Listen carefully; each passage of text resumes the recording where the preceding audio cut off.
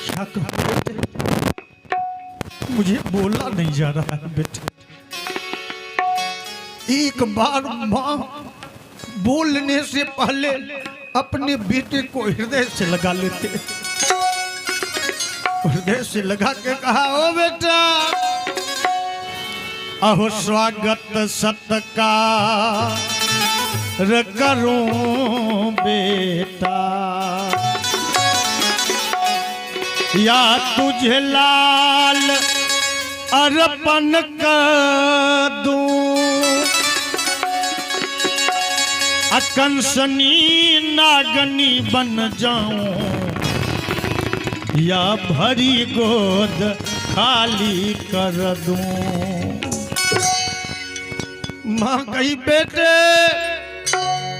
स्वागत सत्कार करूं बेटा, या तुझे लाल अर्पण कर दूं, कंसनी नागनी बन जाऊं, या भरी गोद खाली कर दूं। ए बेटा, बाबा का कहना है कि यदि कोई अपने बच्चे को अहो करके दो खंड गिराते हैं, हे राजन दाया अंग तभी यह सिंह और हम भी खा। यदि कोई अपने बच्चे को करके दो खंड गिराते हैं, हे राजन दाया अंग तभी यह सिंह और हम भी खाते। ये जो बात ताम्रध्वज सुना, ताम्रध्वज एक बार इशारा भगवान की तरफ किया और कहा, भगवान धन्य हो भगवान, मेरी मां कह रही वो सच बात है। इशारा किया है, मां सरस्वती एक बार अपने बेटे के ऊपर कृपा कर दो मां। ए मां, मेरा जन्म लेना सार्थक हो जाएगा मां। ए मां, मेरी मां कह रही है कि बाबा को मेरा मांस चाहिए। ए मां, आज मेरा जन्म लेना सार्थक हो गया, क्योंकि बाबा को मेरा मांस चाहिए ना। कहा हो ना कि ये भारत देश है, एक एक रत्नों का अवतार हुआ है इस भारत के भूमि पर। इसीलिए तो एक कवि ने गाया है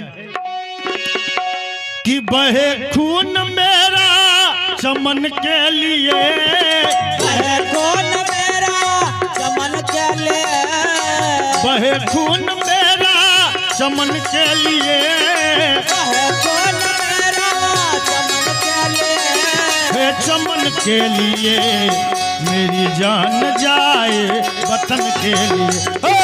मेरी जान जाए वतन के लिए, मेरी जान जाए वतन के लिए, मेरी जान जाए वतन के लिए, बहे खून मेरा चमन के लिए, बहे खून मेरा चमन के लिए, बहे खून मेरा चमन के लिए, बहे खून मेरा चमन के लिए, हे चमन के लिए मेरी जान जाए वतन के लिए।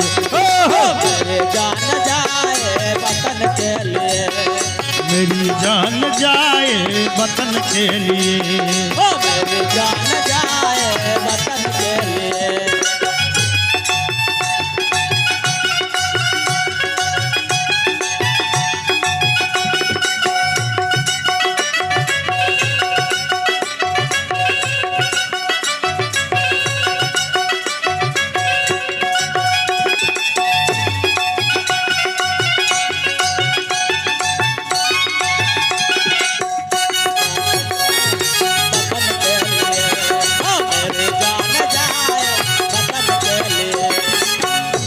कहा है मेरा दिल जिगर और मेरी जान भी, मेरा दिल जिगर और मेरे जान भी, मेरा दिल जिगर और मेरी जान भी, मेरा दिल जिगर और मेरे जान भी, मेरी जान भी है कुर्बान जन दो चमन के लिए, है कुर्बान चमन के लिए, मेरी जान जाए वतन के लिए।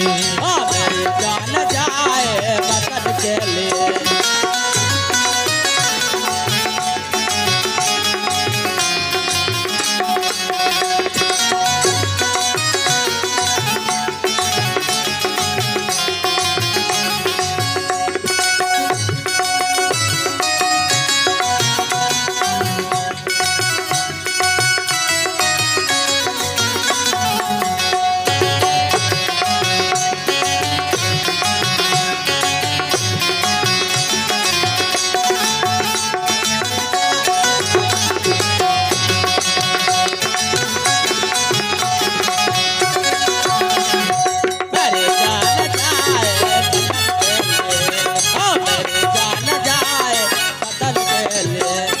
भरत राम की तरह कर लो मिलाप, भरत राम के तरह कर लो मिलाप, भरत राम की तरह कर लो मिलाप, भरत राम के तरह कर लो मिलाप, हो कर लो मिलाप, हो इतना करम संगठन के लिए, हो इतना करम संगठन के लिए, हो इतना करम संगठन के लिए, इतना करम संगठन के लिए, मेरी जान जाए वतन के लिए, मेरी जान जाए वतन के लिए।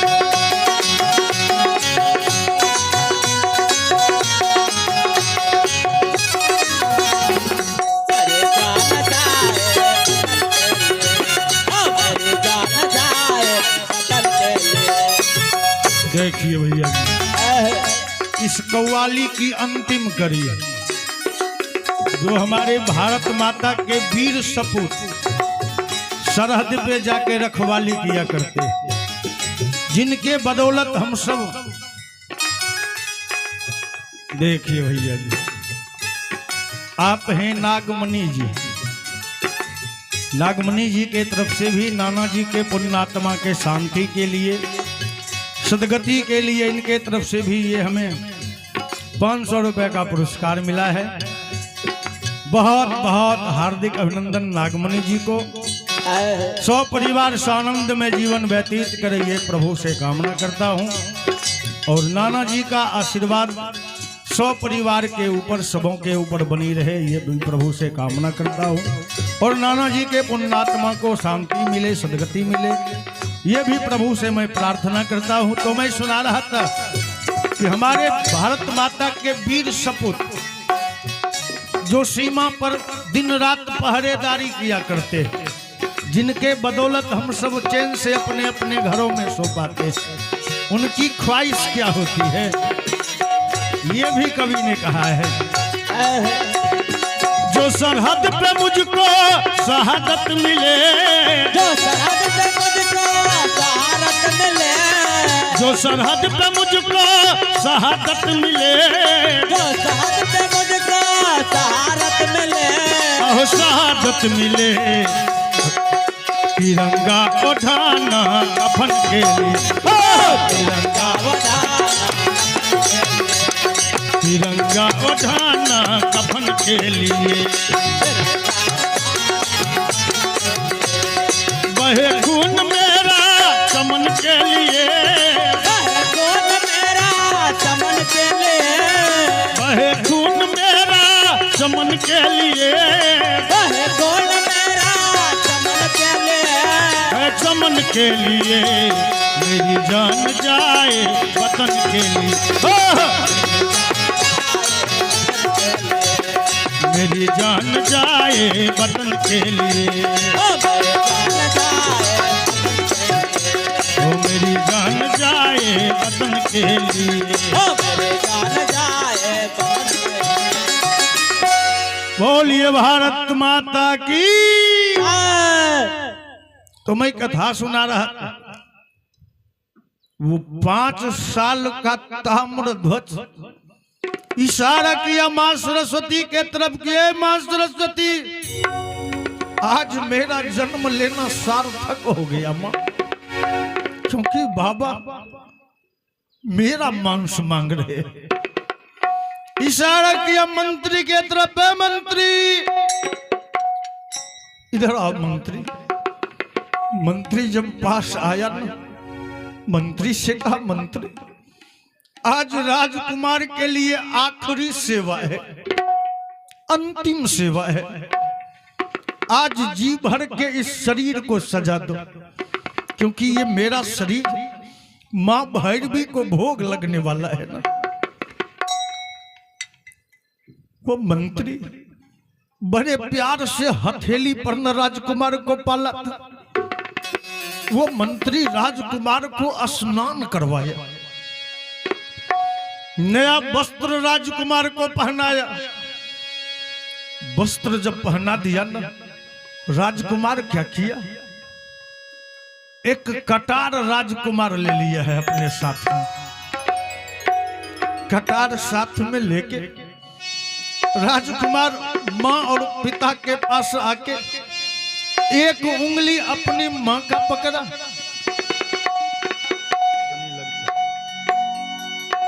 और एक उंगली ताम्रध्वज अपने पिता का पकड़ा। एक एक उंगली मां पिता का पकड़ के वहां से ताम्रध्वज मां पिता के साथ राज दरबार की तरफ चल दिया कि मने चल चल प्रभु के शरण में, चल चल प्रभु के शरण में, हे मने चल चल प्रभु के शरण में, मन चल चल प्रभु के शरण में, होते काहे कैला हरि के भजन में, काहे कैला हरि के भजन में, होते काहे कैला हरि के भजन में, काहे कैला हरि के भजन हे मने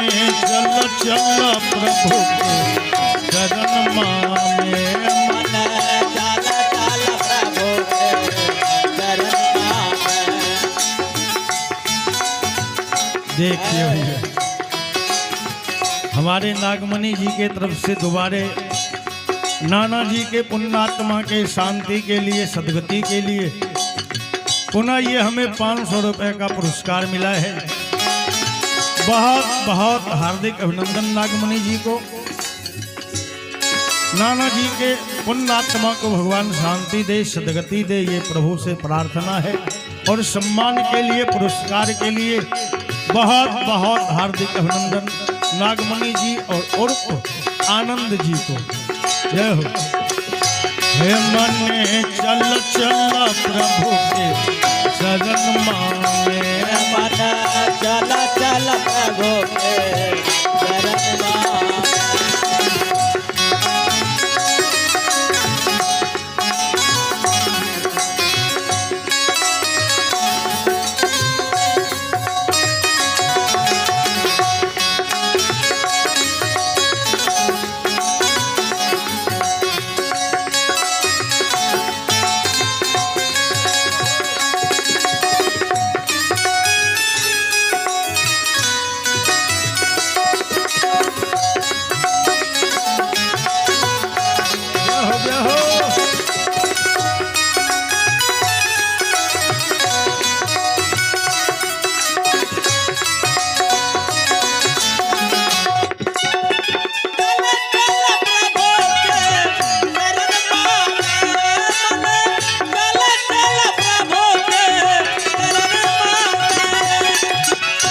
नर्तन पाके तू भजन भुलैला नर्तन पाके तो भजन भुलैला नर्तन पाके तू भजन भुलैला नर्तन पाके तो भजन भुलैला मानव के देहिया मन फेरू नहीं पैबा मानव के दहिया मन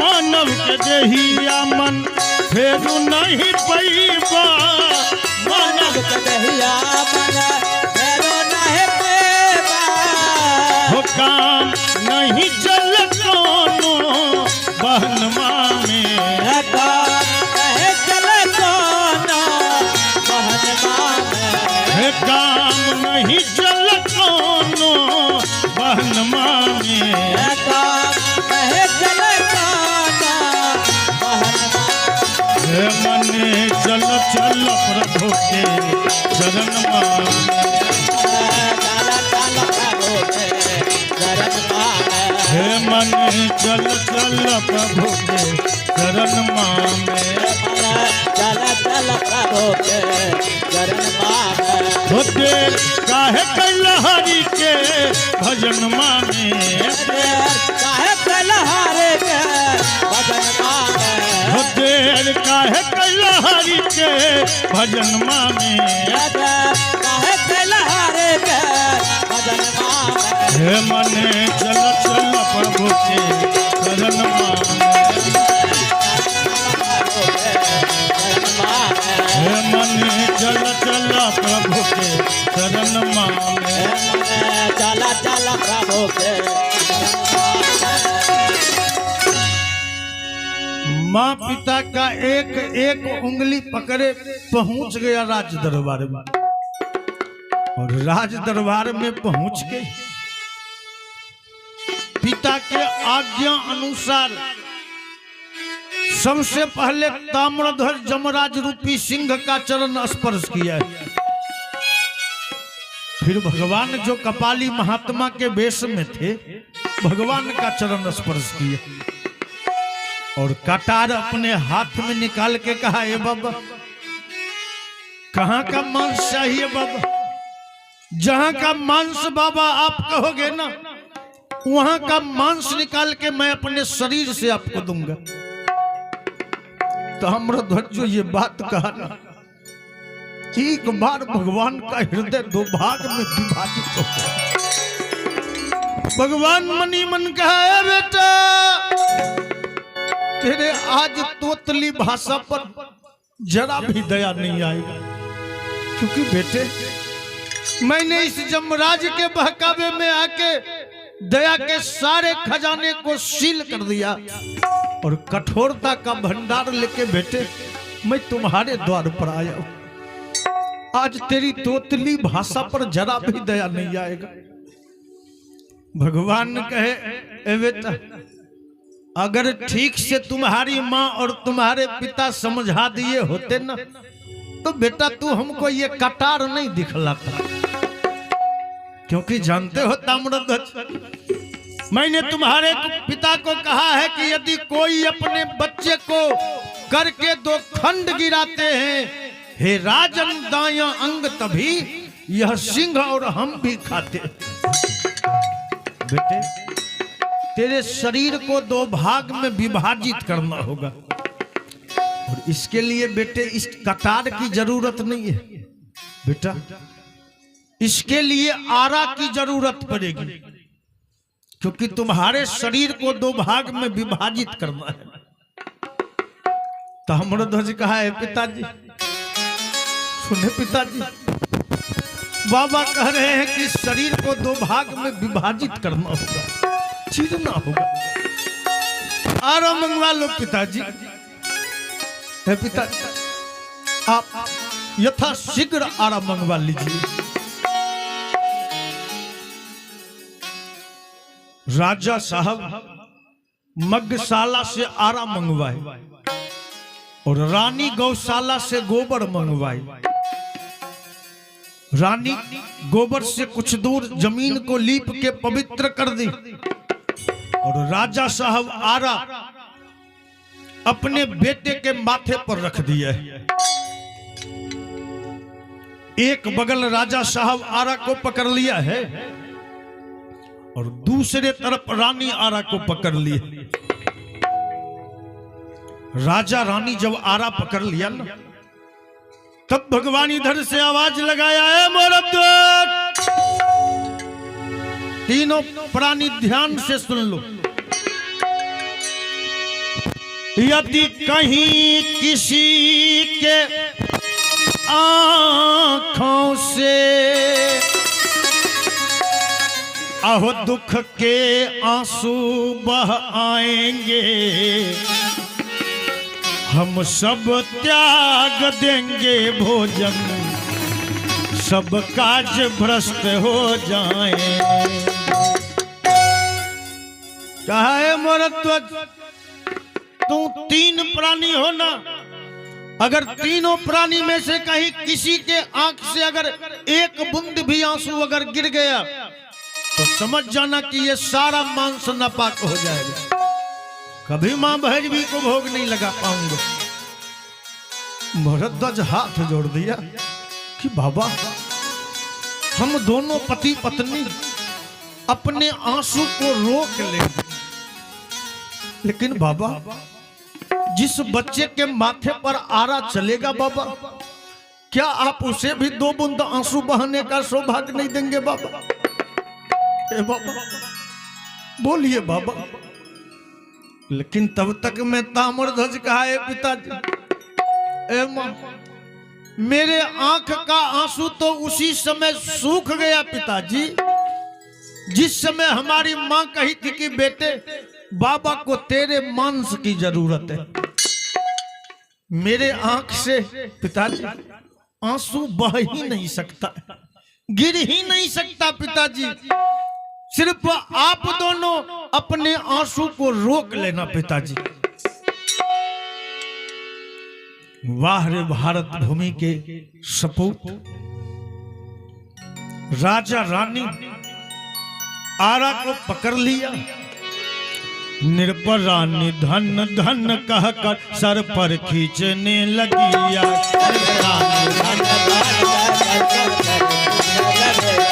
निर्परानी धन धन कहकर सर पर खींचने लगी।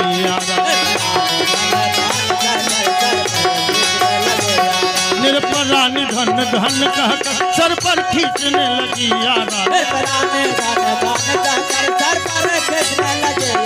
निर्परानी धन धन कहकर सर पर खींचने लगी।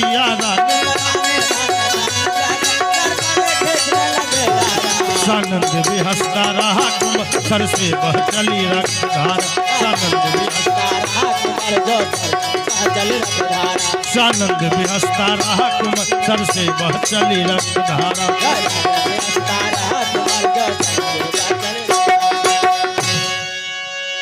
निर्परानी धन धन कहकर सर पर खींचने लगी यारा। सानंद भी हंसता रहा कुंवर सर से बह चली रक्तधारा। लेकिन कवि ने कहा है ना कि उंगली गर कट जाए तो आहो बड़े बड़े रो उठते हैं, अन्यान सुनने वाले भी आकुल व्याकुल हो उठते हैं।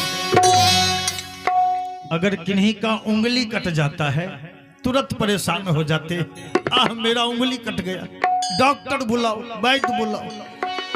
लेकिन चल रहा शीश पर है आरा, आहो कुंवर इस तरह हंसते हैं, आहो मानो आरों की काट नहीं आ फूलों का गुच्छ बरसते। मानो आरों की काट मानो आरों की काट नहीं फूलों का गुच्छ बरसते।